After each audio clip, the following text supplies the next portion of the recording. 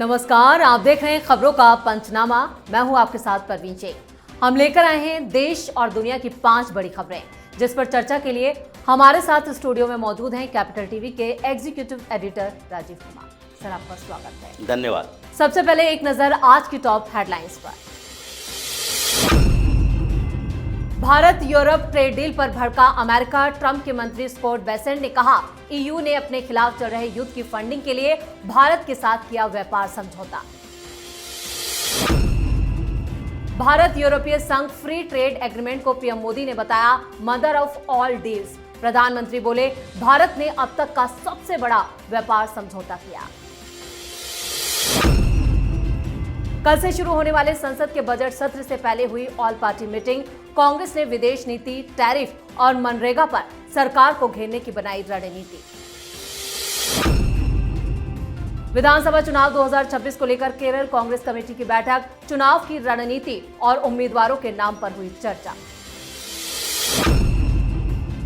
Israel का Lebanon पर बड़ा हवाई हमला। एयर अटैक में हिजबुल्लाह का आर्टिलरी कमांडर ढेर। लेबनान के टायर शहर में मची तबाही। खबरों में सबसे पहले बात इंडिया ईयू डील की। डोनाल्ड ट्रंप के कड़े टैरिफ और प्रतिबंधों के बीच भारत और यूरोपीय संघ के बीच ऐतिहासिक फ्री ट्रेड डील का आज ऐलान हो गया। ईयू के साथ इस डील को व्यापार जगत में सभी सौदों का बाप कहा जा रहा है, जिससे बौखलाए राष्ट्रपति डोनाल्ड ट्रंप की अमेरिकी सरकार ने भारत के साथ फ्री ट्रेड डील करने पर यूरोपियन यूनियन पर गंभीर आरोप लगाए।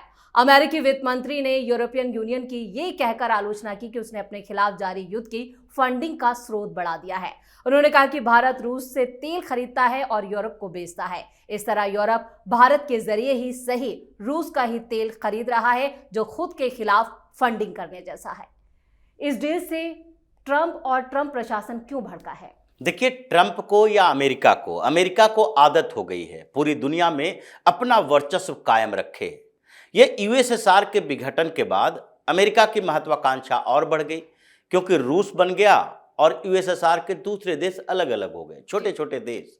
इसने सोचा यूरोप तो हमारे कब्जे में है, क्योंकि उस समय यूएसएसआर का डर दिखाता रहता था पश्चिमी यूरोप को, और वहीं से नाटो का समझौता भी शुरू हुआ कि नाटो कर लो, नहीं तो रूस तुम्हें छोड़ेगा नहीं।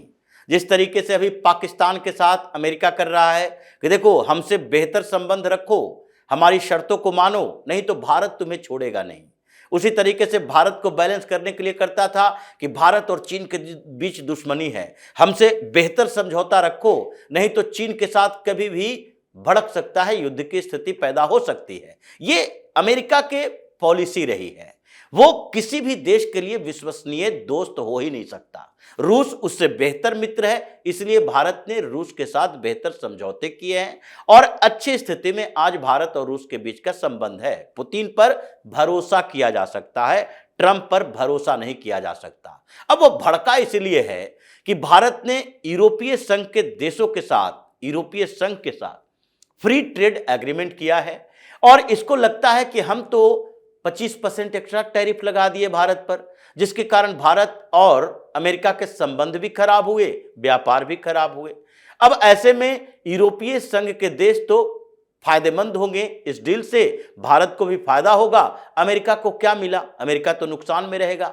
और आधार बनाया गया कि नहीं, रूस से तेल खरीद रहे हैं। भारत रूस से तेल पहली बार खरीद रहा है। यूक्रेन और रूस के बीच युद्ध क्या 6 महीना पहले से शुरू हुआ? जो 6 महीना पहले ये ट्रंप की आंखें खुली, ये तो 3 साल से चलता हुआ युद्ध है। तो 3 साल पहले क्या अमेरिका सोया हुआ था जब भारत रूस से तेल खरीदता था? और अभी भी खरीदता है, और यूरोप के देशों को भी बेचता है, रिफाइन करके बेचता है, क्रूड ऑयल खरीदता है, रिफाइनरी में बेचता है, और उसके बाद इस प्रोसीडिंग के बाद वो यूरोप के देशों में भी, एशिया के दूसरे देशों में भी वो तेल बेचता है। और अमेरिका भी यूरोप, ऐसा नहीं है कि रूस से व्यापार खत्म कर चुका है, पूरी तरह से प्रतिबंधित कर चुका है, वहां से वो भी व्यापार करता है। तो ये सिलेक्टिव तरीके जो थे, जिसको पीएम मोदी ने चैलेंज किया, और यूरोप के साथ जो ये बड़ी डील हुई है, उसके कारण अमेरिका अभी बौखलाया है, कुछ समय में परेशान होगा और थोड़े समय के अंदर घुटने टेकेगा, भारत से टैरिफ भी हटाएगा और बेहतर डील का ऑफर भी ट्रंप देगा। बिल्कुल सही कहा आपने। और खबरों में अब बात पीएम मोदी की। भारत और यूरोपीय संघ ने ऐतिहासिक फ्री ट्रेड एग्रीमेंट को मदर ऑफ ऑल डील्स कहा है। प्रधानमंत्री नरेंद्र मोदी ने कहा कि भारत ने अब तक का सबसे बड़ा ट्रेड एग्रीमेंट सफलतापूर्वक पूरा किया है, जो भारतीय अर्थव्यवस्था, मैन्युफैक्चरिंग और ग्लोबल सप्लाई चेन को नई मजबूती देगा। उनके मुताबिक ये डील दोनों पक्षों के बीच भरोसे और साझेदारी का नया अध्याय खोलेगी। यूरोपीय संघ की अध्यक्ष उर्सुला वॉन डेर लेयन ने भी इस समझौते की जमकर तारीफ की। उन्होंने पीएम मोदी से कहा, हमने कर दिखाया। ईयू प्रमुख ने यह भी कहा कि यह फ्री ट्रेड एग्रीमेंट भारत और यूरोप दोनों के लिए फायदे का सौदा है और इससे व्यापार, निवेश और रोजगार के नए अवसर पैदा होंगे। ये डील भारत के लिए कितनी बड़ी सफलता? देखिए, भारत के लिए नहीं, ये दुनिया के लिए सफलता की बात है। ये नजीर पेश कर रहा है कि देखो, एक पूरा सेगमेंट यूरोप का, जिसके कारण अभी तक जो फ्री ट्रेड एग्रीमेंट अटका हुआ था, अलग अलग देशों में बाधाएं थी कुछ न कुछ। भारत के अपने क्षेत्र, यानी कि अगर एग्रीकल्चर सेक्टर की बात करें, लघु उद्योग की बात करें, सिंपल मैन्युफैक्चरिंग की बात करें, तो उन चीज़ों में भारत ने अपनी शर्तें रख रखी थी कि नहीं नहीं, कुछ मार्केट तो हम यूरोप के लिए नहीं खोल सकते। ये परेशानियां बढ़ रही थी, तो क्या हुआ? ब्रेक्जिट आया, यानी कि ब्रिटेन यूरोपीय संघ से बाहर निकला। वो कहा नहीं नहीं, तुम्हारे साथ नहीं चलेंगे, हमको भारत से जल्द फ्री ट्रेड एग्रीमेंट करना है। तो अगर आप लोगों के साथ उलझे रहेंगे तो फिर हम कर ही नहीं पाएंगे। द्विपक्षीय वार्ता भी चल रही थी। ब्रिटेन ने फ्री ट्रेड एग्रीमेंट किया, भारत के साथ अलग थे। उसके बाद जर्मनी, फ्रांस, ये दो बड़े देश, इन दोनों देशों ने पहले ही यूरोपीय संघ को चेतावनी दे दी थी, यानी छोटे छोटे जो दूसरे देश हैं उन लोगों को कह दिया था कि अगर आप इन्वॉल्व नहीं होते हो भारत के साथ फ्री ट्रेड एग्रीमेंट पर, कोई तकलीफ होगी तो फ्रांस और जर्मनी अपने अपने बायलैटरल फ्री ट्रेड एग्रीमेंट करेगा। तो जब इतना बड़ा दबाव था यूरोपीय यूनियन के ऊपर, तो उसके बाद ये समझौता तो भारत की शर्तों पर होना ही था। और ये पूरी दुनिया को एक मैसेज है कि इतना बड़ा सेगमेंट, जैसे ब्रिक्स के ऊपर सवाल उठा रहा है डोनाल्ड ट्रंप, अमेरिका सवाल उठाता है, ये 4-5 देशों का समूह, एशिया का समूह, अगर पूरे एक क्षेत्र के साथ एक साथ डील हो जाए तो ये तो उस पूरे क्षेत्र के विकास, यानी यूरोप के विकास, भारत के साथ समन्वय, दोनों को एक साथ निर्धारित करता है। और इससे रास्ता खुलेगा दुनिया के अलग अलग देशों का, मिडिल ईस्ट में एक दूसरे के साथ कोऑर्डिनेट करके एक साथ भारत के साथ समझौता करने का। अफ्रीकन यूनियन, जो अफ्रीका के देशों का संघ है, अफ्रीका का भी भारत के साथ संबंध बढ़ेगा, बायलैटरल ट्रेड, और उसके साथ फ्री ट्रेड एग्रीमेंट का दरवाजा खुलेगा। यानी कि दुनिया में एक ऐसा समझौता है जिसके बाद भारत का व्यापारिक क्षेत्र, मार्केट, और दूसरी जगह भारत के लिए दूसरे देशों का दरवाजा, दोनों एक साथ खुला है। अमेरिका सबसे ज्यादा परेशान इन्हीं बातों से है। जी, खबरों में आगे का रुख करते हैं। वित्त मंत्री निर्मला सीतारमण 1 फरवरी को लोकसभा में देश का आम बजट पेश करेंगे। यह उनका लगातार 9वां बजट होगा। बजट को लेकर सभी तैयारियां पूरी कर ली गई हैं। कल यानी 28 जनवरी से संसद का बजट सत्र शुरू हो जाएगा और इसके 2 चरण होंगे। पहला चरण 28 जनवरी से 13 फरवरी तक चलेगा, जबकि दूसरा चरण 9 मार्च से शुरू होकर 2 अप्रैल तक चलेगा। इस बीच आज बजट सत्र को लेकर सर्वदलीय बैठक भी बुलाई गई, जिसमें दोनों सदनों के विधायी कामों और कई मुद्दों को लेकर चर्चा की गई। बैठक में सरकार की तरफ से रक्षा मंत्री राजनाथ सिंह और संसदीय कार्य मंत्री किरण रिजिजू शामिल हुए। कांग्रेस की जयराम रमेश, कोडी कुनिल सुरेश और टीएमसी की सागरिका घोष, समाजवादी पार्टी के रामगोपाल यादव और द्रमुक की तरफ से टीआर बालू और कई दूसरे दलों के नेता इस बैठक में शामिल हुए। कांग्रेस ने कहा है कि वो संसद के बजट सत्र में मोदी सरकार की विदेश नीति, अमेरिकी टैरिफ, रुपए की गिरती कीमत और मनरेगा को खत्म करने जैसे मुद्दों को उठाएगी। सर्वदलीय बैठक हुई, लेकिन कांग्रेस का फिर वही अरियल रुख देखने को मिल रहा है। देखिए, उठाए सवाल उठाओ, लेकिन सवाल पर चर्चा करो। सवाल उठाना विपक्ष का काम है। कांग्रेस अगर सवाल उठाती है तो उस पर चर्चा को आगे बढ़ाया जाना चाहिए, ताकि कम से कम ये लगे कि देश में अगर कुछ हो रहा है, पॉजिटिव या निगेटिव, दोनों पक्षों से लोगों को अवगत कराया जा रहा है। अगर कांग्रेस सवाल उठाता है कि ट्रंप ने टैरिफ क्यों लगाया, चर्चा करो। ये तो ट्रंप के अपने लोग बता रहे हैं कि उसने टैरिफ बढ़ाया क्यों, उसने लगाया क्यों, उसको भारत से कितना खुन्नस है, प्रधानमंत्री मोदी से खुन्नस है, वो भारत को झुकाना चाहता है, वो दबाने की कोशिश में लगा हुआ है। ये तो ट्रंप के लोग बता रहे हैं, उनके पार्टी के सांसद बता रहे हैं, उनके मंत्री बता रहे हैं, तो इसके बाद अगर भारत उसके सामने झुक जाए, टैरिफ खत्म, तो दो चीजें हैं, सम्मान बचाओ या फिर अपनी इज्जत बेचकर किसी तरीके से पेट पालने की कोशिश करो। तो भारत ने सम्मान को चुना, अमेरिका के सामने नहीं झुकेंगे, इस सम्मान को चुना। अब इस पर चर्चा कर लो, लेकिन दूसरी तरफ आप जी राम जी बिल पर चर्चा करोगे, लेकिन यह नहीं कहोगे कि 125 दिन मजदूरी दे दी गई है, ये टाइम बढ़ा दिया गया, ज्यादा पैसे लोगों के पास जाएंगे, टाइम ज्यादा मिलेगा, ज्यादा दिन मजदूरी करने का समय मिलेगा। तो इस बात की चर्चा नहीं होगी। चर्चा क्या होगी? गांधी जी का नाम क्यों हटा दिया? गांधी जी का नाम तो तुमने हटा दिया, क्योंकि उनके जितने पूरे खानदान के किसी लोगों के बारे में लोग जानते नहीं कि राजमोहन गांधी कौन है। चुनाव लड़े थे, उसके बाद चले गए। क्या कांग्रेस ने उनको राज्यसभा का टिकट दे दिया? एक भी गांधी परिवार से, गांधी के परिवार से जुड़ा हुआ व्यक्ति अभी राज्यसभा लोकसभा में है कांग्रेस के लिए? क्या तुषार गांधी को इन लोगों ने राज्यसभा भेज दिया? कहां से लेकर आओगे? राज्यसभा के लिए चुन चुन कर लाओगे, कुछ वकील ले आओगे। सोनिया गांधी जो कि अभी इनएक्टिव हो गई है पॉलिटिक्स में, वो भी राज्यसभा में जाएगी, लेकिन उनके नाम पर राजनीति करोगे, उनके परिवार के किसी व्यक्ति को जगह तक नहीं दोगे। यह प्रधानमंत्री मोदी की नीति है। अगर कर्पूरी ठाकुर को भारत रत्न देते हैं, उनके परिवार के लोगों को जगह भी देते हैं अगर राजनीति में वो है तो, लेकिन ये वो नहीं करते। अगर जी राम जी बिल पर चर्चा करोगे तो गांधी सरनेम का दुरुपयोग तुमने किया है, इसके ऊपर भी चर्चा होगी। चर्चा ये लोग कर नहीं सकता। क्या करेगा? सवाल उठाएंगे। सवाल भी नहीं उठा सकता। कर क्या सकता है? केवल प्रोटेस्ट। प्रोटेस्ट के अलावा इनके पास कोई आधार नहीं है, न लॉजिक है, न एजेंडा है, न मुद्दे हैं, न तरीके हैं। तो फिर उसके बाद केवल प्रोटेस्ट करके भागने की कोशिश करेगा, संसद के काम काज को प्रभावित करने की कोशिश करेगा। लेकिन इस बार वैसा होगा नहीं। बजट सत्र होना ही है, चर्चा होनी है, बिल आने हैं, और ये लोग ऐसे ही प्रोटेस्ट करते हुए भागते हुए रह जाएगा। जी। और खबरों में अब बात केरल कांग्रेस की बैठक की। चौतरफा घिरी आज केरल प्रदेश कांग्रेस कमेटी की चुनाव समिति की बैठक हुई। तिरुवनंतपुरम में हुई इस बैठक में विधानसभा चुनावों की रणनीति और उम्मीदवारों के सिलेक्शन को लेकर चर्चा की गई। केरल में कांग्रेस अपने ज्यादातर मौजूदा विधायकों को फिर से चुनावी मैदान में उतारने की तैयारी में है।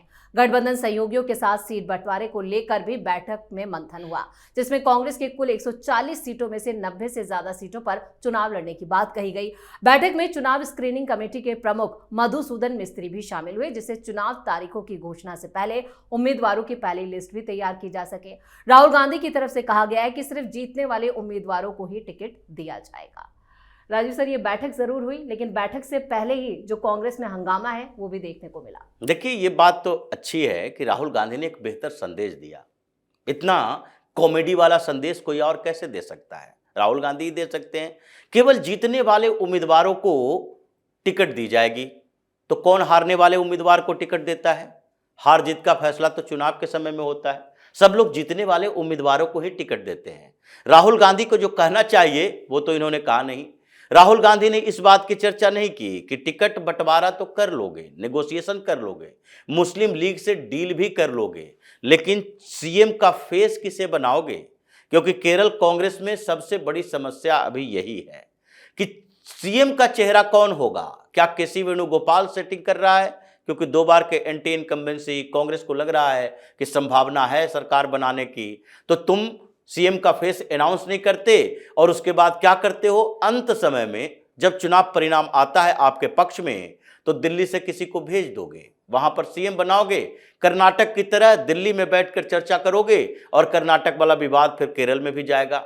दिल्ली में बैठकर चर्चा करोगे, राजस्थान वाला विवाद जाएगा। अशोक गहलोत भी ऐसे ही बैठा था दिल्ली में, और जैसे ही चुनाव परिणाम आया, सचिन पायलट को भगाया और सीएम बन गया। तो अभी कांग्रेस की समस्या केरल में शुरू हुई है। राहुल गांधी पिछली बार बैठक किए थे दिल्ली में और कहा कि नहीं, पहले सीट नेगोशिएशन पर बात करो, चुनाव में कौन कौन खड़े होंगे उस पर बात करो, टिकट बंटवारे पर बात करो। ये स्ट्रेटजी तो सामान्य सी है, किसको टिकट मिलेगा ये पहले से जानकारी है कि जो जीते हुए हैं उसको 70% रिपीट किया जाएगा, 10-15% किसी को हटाया जाएगा और कुछ लोग कुछ सीटों का चेंज भी किया जाएगा। लेकिन सबसे बड़ा सवाल जो अभी तक बैठा हुआ है केरल कांग्रेस में उसका जवाब ये नहीं दे रहे और कुछ दिन के अंदर इसका जवाब ढूंढने के लिए शशि थरूर भी मैदान में आएंगे। तो ये मंथन बैठक कांग्रेस के लिए कोई भी फ्रूटफुल होने वाला नहीं है जब तक कि राहुल गांधी को इससे अलग नहीं किया जाता। बिल्कुल सही कहा आपने। और खबरों के आखिर में बात लेबनान पर अटैक के। इजराइल डिफेंस फोर्सेस ने लेबनान के टायर शहर पर अटैक किया है। हवाई हमले में हिजबुल्लाह का सीनियर कमांडर मारा गया। मारे गए कमांडर का नाम अली नूर अल दीन है। इजराइल का साफ कहना है कि अली नूर अल दीन ने युद्ध के दौरान इजराइल पर कई हमलों की योजना बनाई थी। उसका मकसद इजराइल के उत्तरी इलाकों पर दोबारा हमला करने का था। उसकी गतिविधियां इजराइल और लेबनान के बीच हुए समझौता का उल्लंघन थी। टायर लेबनान का एक महत्वपूर्ण तटीय शहर है और यहां इस तरह की कार्रवाई को इजराइल की तरफ से हिजबुल्लाह पर दबाव बढ़ाने की रणनीति से जोड़कर भी देखा जा रहा है। इजराइल ने जिस तरह से लेबनान पर अटैक किया और हिजबुल्लाह का कमांडर मारा गया, क्या संकेत है राजीव सर? देखिए, इजराइल वो देश है जो किसी की सुनता नहीं। अपने सर्वाइवल के लिए उसे जो करना पड़ेगा वो करता रहेगा। एक तरफ ट्रंप पीस प्लान लेकर गया हुआ है, दूसरी तरफ पाकिस्तान परेशान है इस बात को लेकर कि मेरी सेना भेजी जाएगी तो हम क्या करेंगे, वही हिजबुल्लाह के खिलाफ, वही हमास के खिलाफ। तो दूसरी तरफ बैठे हुए वहां इजराइल के नेता और सेना के बीच का कोऑर्डिनेशन है।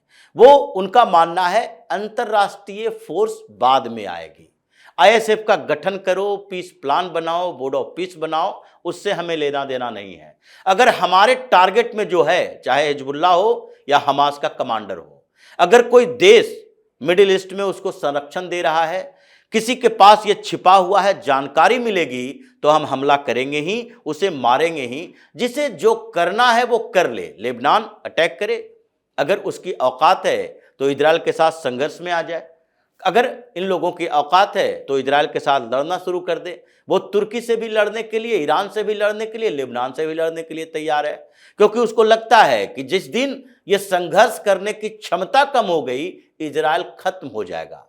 ये चारों तरफ से इजराइल को खत्म करने के लिए मुस्लिम देश बैठे हुए हैं।